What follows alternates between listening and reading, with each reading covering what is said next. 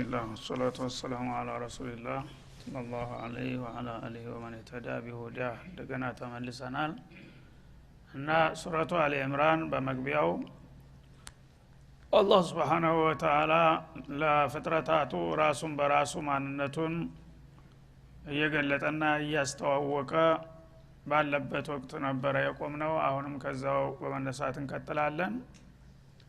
አላህ Subhanahu Wa Ta'ala በዛቱም በሲፈቱም በመብቱም በአስማኡም በሁሉም ነገር ከፍጥረታት ጋር የተለየ ነው።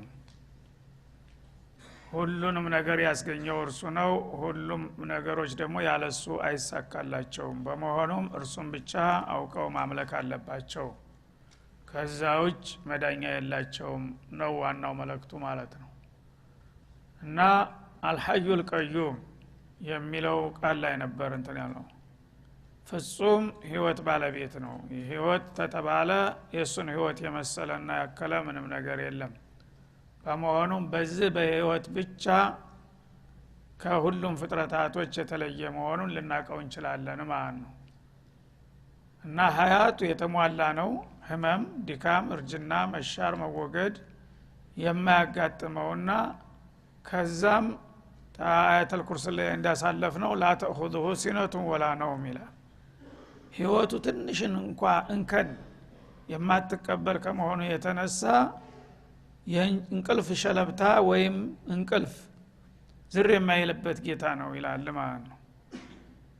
እና ان الله لا ينام ولا ينبغي له ان ينام يخفض القسط ويرفعه አሉ በሐዲስ። አላህ አይተኛም አይዘነጋም፣ ሊተኛም ሊዘነጋም አይገባውም። ለምን? ዓለምን ቁጭ ብድግ የሚያረጋው ሚዛኑን ማን ነው? መከተል የለው። ዓለምን ማን ሊጠብቅለት ይተኛልና ያሸልባል? ወይም ሲኩሰማ አንተካ አለል አርድ ይላል። ሌላው ቅርና 7 ሰማያት ግዙፍ የሆኑ ዓለሞች በላያችን ላይ ተደርድረው ነው ያሉት ያለምንም መደገፊያና ማንጠልጠያ። ይሄ ያዘውን ያንን ወጥሮ የያዛቸው ባሉበት ቦታ አላህ ነው በቁድረቱ ወህክመቱ። እንቅልፍ ቢይዘው ግን ይሄው 7 ሰማይ ወርዶ በመድር ላይ በአንድ ጊዜ እንቁጥቋጥ ነው የሚሆነው። ይሄ ሊሆን ስለማይችል እንቅልፍ የለውም አይገባውም ማሉ ማለት ነው።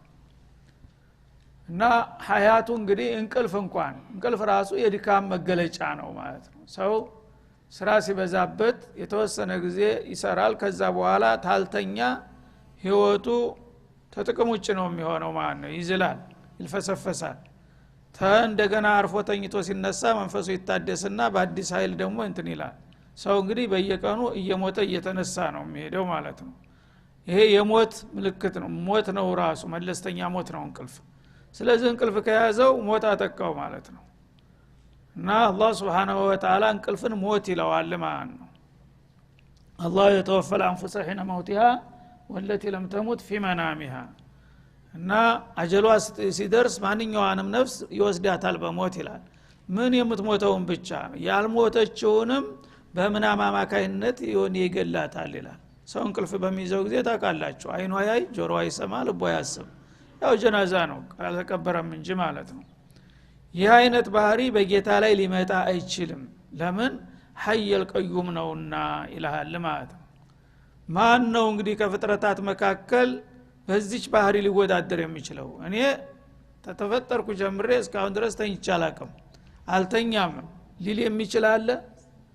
ወላ ነብይ ሙርሰል ወላ መለከ ሙቀረብ፣ ሁሉም በዚች ብቻ ይወድቃል ማለት ነው። እና አላህ Subhanahu Wa Ta'ala እንግዲህ ማንነቱን እንድናቅ ግንዛቤ እንዲኖረን ነው በሚገባን ቋንቋ ማለት ነው።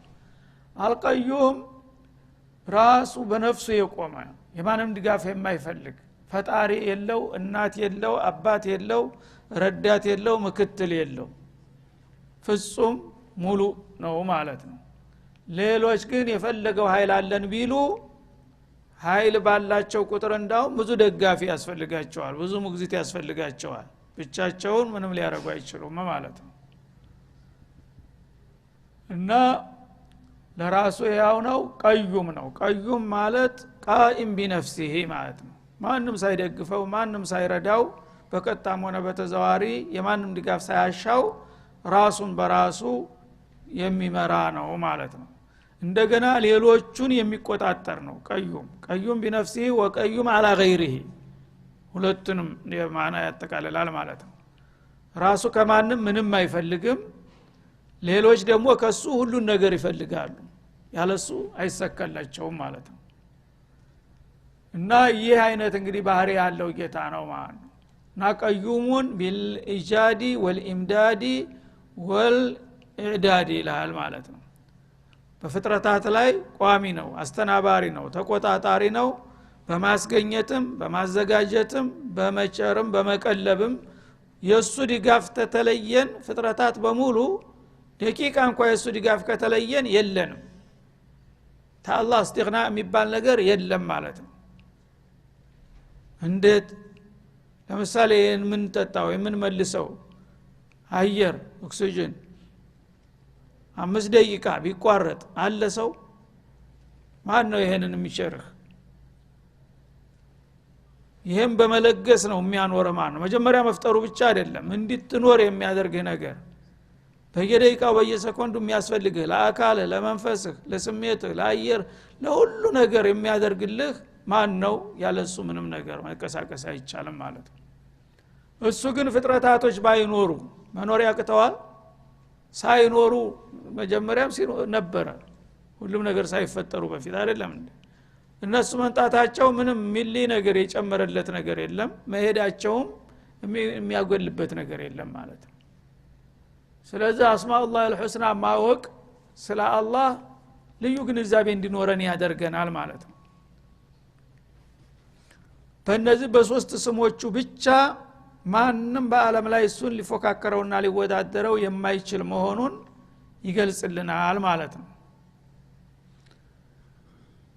እና በፍጥረታት ላይ ሁሉንም እንግዲህ የሚያስገኘውም የሚያኖረውም የሚቀልበውም የሚንከባከበውም የሚቆጣጠረውም በሰማይም በምድርም በየብስም በባህርም ሁሉ በዱንያም በአኸራም ሁሉም ፍጥረታት የሚቆጣጠር የሚያስተዳድር እርሱ ብቻ ነው እንዴት ነው የሚቆጣጠረው ለሊቱን የሚያነጋው እሱ አይደለም እንዴ ቀኑን የሚያስመሸው እሱ አይደለም እንዴ ክረምት የሚያመጣው እሱ አይደለም እንዴ ፀሐይ የሚያመጣው ሁሉ ነገር ያለሱ ምን መንቀሳቀሻ አለን እና ይህን ሁሉ በማድረግ ፍጥረታትን የሚያቋቁምና እንዲኖሩ እንዲቀጥሉ የሚያስችላቸው ነው ይህ ድጋፍ ከሌላቸው ግን ስንዝር ሊራመዱ አይችሉም ማለት ነው ከዚህ እንግዲህ ከተድቢሩ አንዱንና ዋነኛውን ጠቃሚና ዘላቂ የሆነውን ተድቢሩን ይጠቅስልናል ማለት ነው የዱንያው ሁላችሁም የምታውቁት ነው ግን ከዱንያው አልፎ መንፈሳችሁን በሱ ፍቃድ አንጾ ለቋሚው አገር እንድትመቻቹ ለአኺራ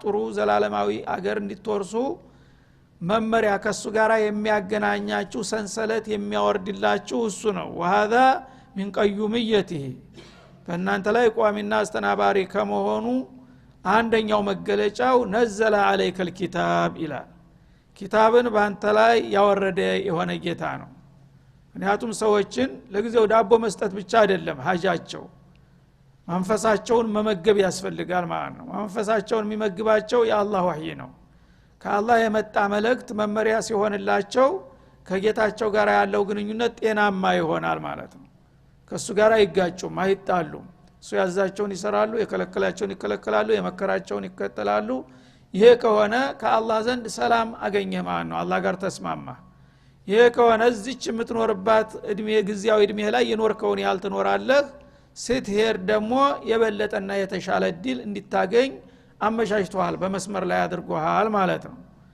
ይሄን አይነት ዲል ያልሰጣቸው ግን ያውሬ ኑሮ ነው የሚኖሩት የእንስሳ ኑሮ ነው የሚኖሩት ለጊዜው እድሜያቸው እስከሚያልቅ ድረስ ይበላሉ ይጠጣሉ ወዴት እንደሚሄዱ አያውቁም ኢንሁም ኢላ ከልአንዓም በልሁም አضሉ ሰቢላ ማለት ነው ትክክለኛ እድለኛ ማለት አላህ እምነት የሰጣቸው ሰዎች ናቸው ካወቁና ከሰሩበት ማለት ነው እና የሰው ልጅ ከወህይ ከተነጠለ መኖሩ ትርጉም የለውም ማለትን ለማሳየት ነዘለ عليك الكتاب ከምግቡ ሁሉ የሚያስፈልጋቸውና አንገብጋቢው ወህይ ነው ወህይ من الله سبحانه وتعالى ወህይ ከለላችሁ ህይወታችሁ ትርጉም የለውምና ይሄንን እድል ለሰዎች ለማጎናጸፍ ባንተ በመጨረሻው ነብይ ላይ ይሄን ልዩ የሆነ ኪታብ ያወረደ የሆነ ጌታ ነው ይላል بالحق ያወረደው ደግሞ ያለምንም ጥርጥር በእርግጥ ነው የሚጠራጠሩ ቢኖሩ በከንቱ ነው የሚጠራጠሩት እኔ ይህን ኪታብ በትክክል ያለምንም ጥርጥር በአንተ ላይ አውርጄዋለሁ ለህዝቦች መመሪያ ይሆን ዘንድ ይላል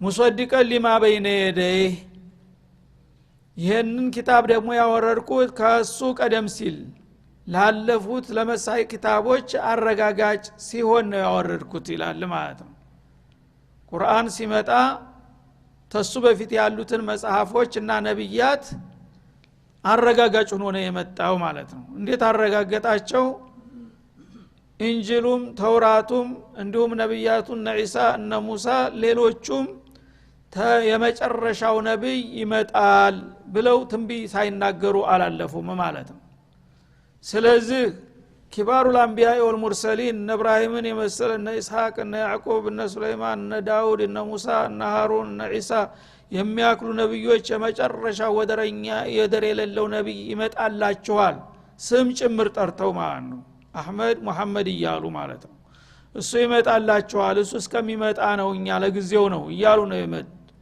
ይሄንን ሁሉ እንግዲህ የትንቢይ ተናግረው ሂደው ሳለ ሙሐመድ ሳይመጣ ቢቀር ቁርአን ሳይወርድ ቢቀር ምን ይበቃቸው ነበር እነዛ የአላህ ኪታቦች እና የአላህ ነብዩ ሊባሉ ይችሉ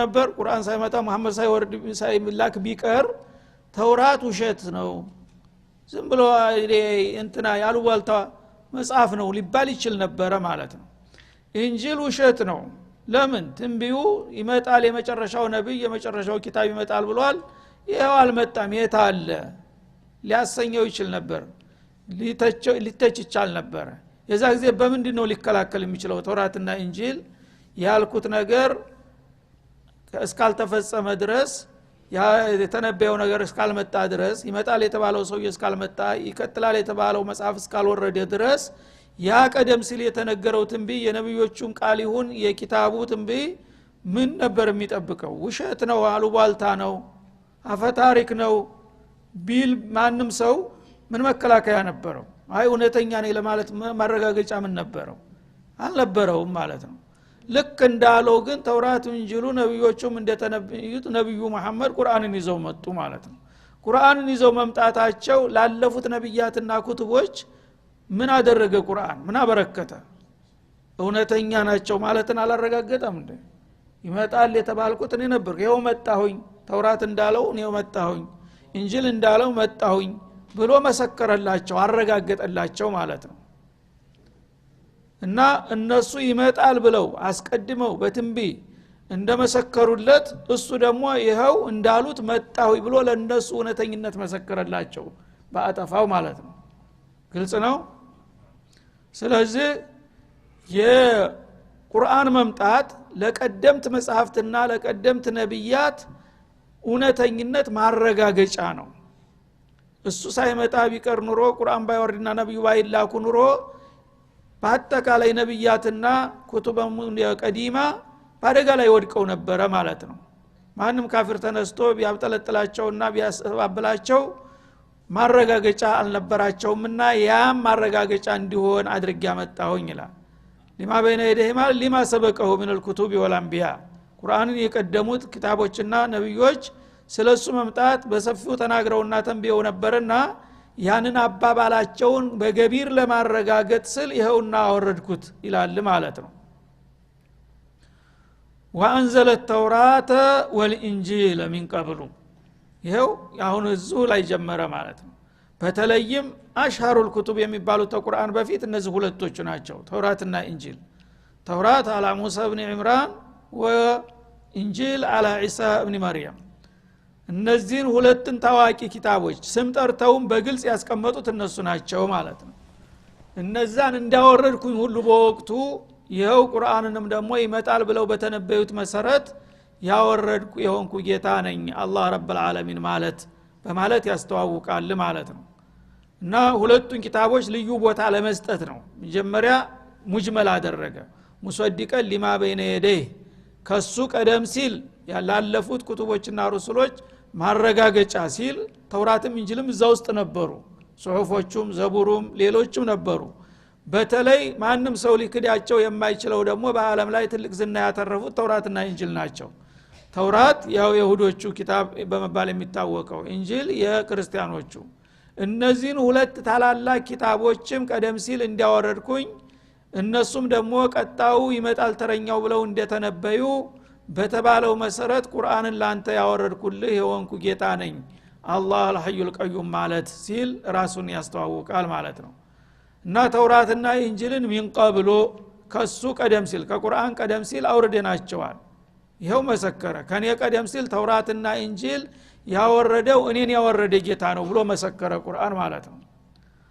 እና ከኔ በፊት ያለፉት ተውራትና እንጂል አላህ Subhanahu Wa Ta'ala ባያወርዳቸው ኑሮ ከየት መጡ ሊባል ይቻል ነበር። እነሱ ደግሞ ከጌታ መተናል ብለው ቢናገሩስ ሰው ራሱን በራሱ ስለተናገረ ማረጋገጫ አይኖረውም። ሌላ አካል ሲመሰክር ነው ተቀባይነት የሚኖረው ማለት ነው። ስለዚህ አላህ Subhanahu Wa Ta'ala ቀደም ሲል ተውራትና እንጂልን በነ ሙሳና በነ ኢሳ እንዳወረደው ሁሉ እነሆ አሁን ደግሞ በመሐመድ በተረኛው ቁርአን አልዓዚምን ያወረደና ይሄን ከሱ መምጣቱን የሚያረጋግጥ የሆነ ኃይል ነው ይላል። እነዚህ ሁሉ ኩቱቦች ለምን ዓላማ ወረዱ የምትል ከሆነ ደግሞ ሁደል ሊናስ የወትሮዎቹም ተውራትና እንጂልም ቁርአንም ዋናው ዓላማቸው ምንድነው? ሂዳየተ ናስ ነው ማለት ነው።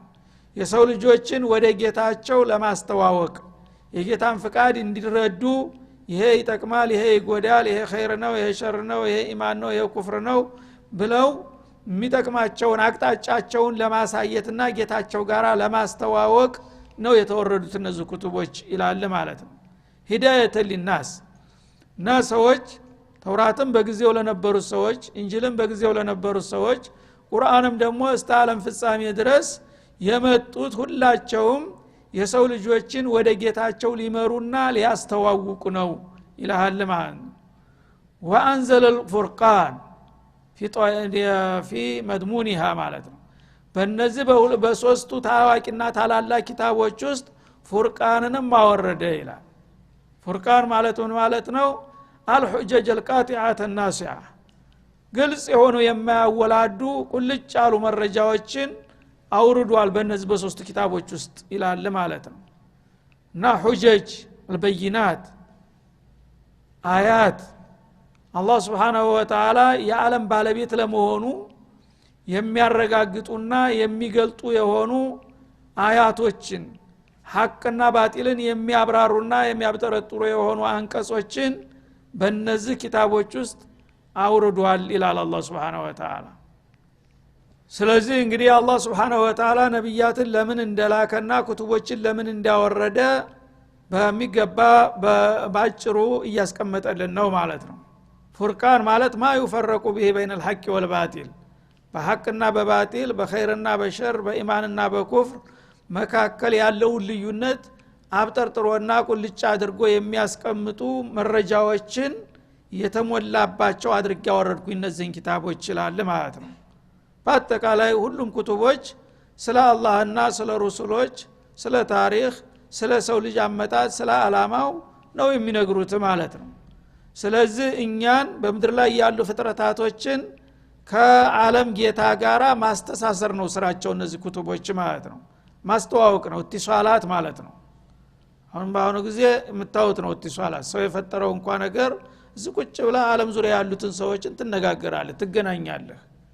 ቁርአን እንደዚህ ነው፣ ፈጣሪና ፍጡርን ማገናኛ ነው። ይሄንን የጌታን ማገናኛ በእጅ ይሄንን እስተጨበክ ድረስ ከጌታ ጋር አትተጣጣም ማለት ነው። ከሱ ጋር አትረሳሳም፣ አትጣላም፣ ተውጅሃት ይሰጣል ማለት ነው። በለት ምን ማድረግ እንዳለብህ ከምን መጠንቀቅ እንዳለብህ ይነግርሃል። ኢትሷላት ነው ማለት ነው። ይሄ ቁርአን የሌለው ሰው ከረበል ዓለሚን ጋር ተቋረጠ ማለት ነው። ቴሌፎን ተቆረጠ ማለት ነው። ስለዚህ ለዚህ ሲባል ሁደል ሊናስ ለሰው ልጆች መመሪያ እንዲሆንና እንዲሁም ደግሞ ሐቅና ባጢሉን ማበጠሪያና መለያ እንዲሆንላችሁ ብዬ እነዚህን ኩቱቦች አወረድኩላችሁ ይላል። ስለዚህ እነዚህን እንግዲህ ጸጋዎች በዚህ መልኩ አውቆ የተቀበለና የተጠቀመ የታደለ ነው።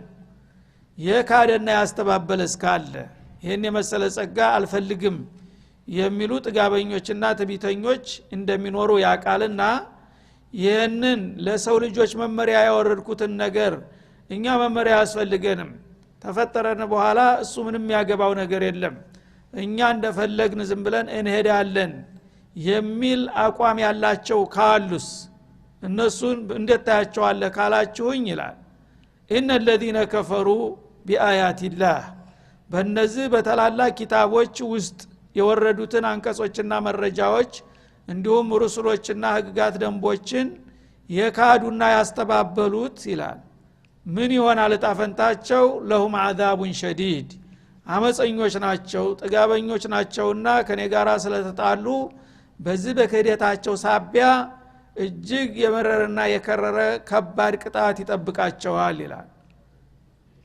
እንግዲህ የኔን መመሪያ አምክነው እንደፈለገ ሰይጣን ጋር ወግነው እንሄዳለን ካሉ እምለቃቸው አይምሰላቸው ለነሱ በጣም ጠንካራ የሆነ አይከፉ የከፋ ቅጣት ይጠብቃቸዋል ጀሃነም ማለት ነው والله عزيز ذو انتقام الله سبحانه وتعالى ማንም ኃይል እሱን ታግሎ ሊያይለው የሚችል ነገር አይደለም ይላል አዚዝ غالب لا يغلب ማንንም የሚያሸንፍ በማንም የማይጠቃና የማይቸነፍ የሆነ ጌታ ነው ፍጡር የፈለገው ኃያል ቢባል ካለታት አንድ ቀን ሌላው መጥቶ ደግሞ ይገለብጠዋል ማለት ይቸነፋል አንድ ቀን ይቸነፋል የዓለም አውራ የተባለው በቃ አንድ ቀን ደግሞ ሌላው ተነስቶ ይገለብጠውና እንደሌለ ይሆናል አላህ ግን አዚዝ ይላል غالب لا يغلب ሁል ጊዜ አሸናፊ ነው በማንም አይቸነፍም ስለዚህ በማንም የማይቸነፈው ጋራ የተጋጩ